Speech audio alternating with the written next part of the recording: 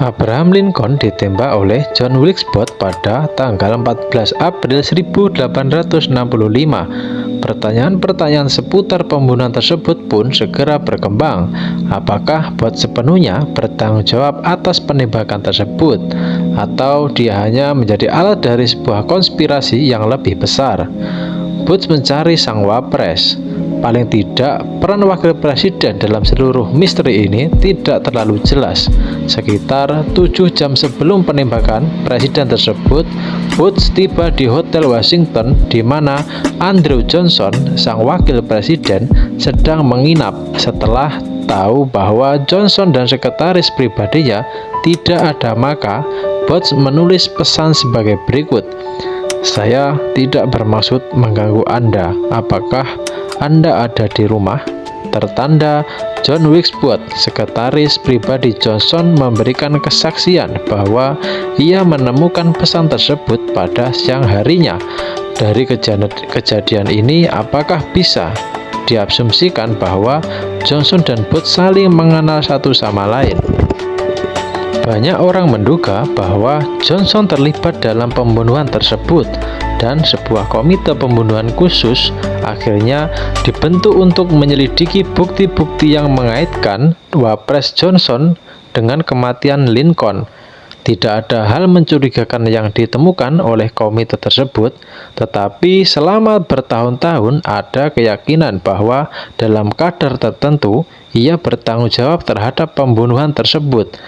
Suatu alasan yang cukup mencurigakan, Booth harus bertemu dengan Johnson tidak lama sebelum kejadian penembakan. Pembunuhan tidak terencana. Tentu saja, selain dikendalikan oleh orang lain, Booth bisa saya justru mengendalikan jumlah konspirator lain kemudian yang ditangkap atau dipenjarakan di Fort Jefferson. Booth mungkin saja masih mempertahankan nilai-nilai perbudakan dan rasisme yang sangat kental di negara bagian selatan. Pembunuhan tersebut mungkin sekedar jalan keluar yang agak dramatis daripada tujuan yang ia rencanakan sebelumnya. Booth mungkin tadinya hanya ingin menculik presiden dan menuntut pembebasan tahanan. Pembunuhan itu boleh jadi adalah perubahan rencana yang cepat pada detik-detik akhir setelah rencana penculikan gagal. Berdasarkan surat-surat yang ditemukan sebagai milik Booth, ternyata Booth tahu bahwa ada sebuah rencana untuk meledakkan Gedung Putih. Jika benar demikian adanya, seandainya rencana peledakan tersebut gagal, maka tentu diperlukan rencana yang lebih berani dan radikal untuk bisa melaksanakan tujuan para konspirator yang sebenarnya.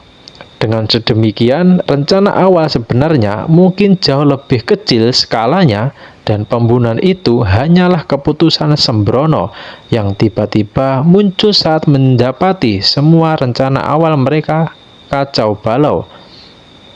Dimusuhi banyak bangkir, Lincoln telah menciptakan banyak musuh sebagai akibat dari kebijakannya mengenai keuangan negara saat itu. Kendati biaya untuk perang sipil telah menguras pundi-pundi keuangan negara, tetapi ia menolak tawaran pinjaman berbunga tinggi dari para bankir Eropa yang dikelola oleh keluarga Rothschild karena ia sudah menemukan cara lain untuk membiayai perang.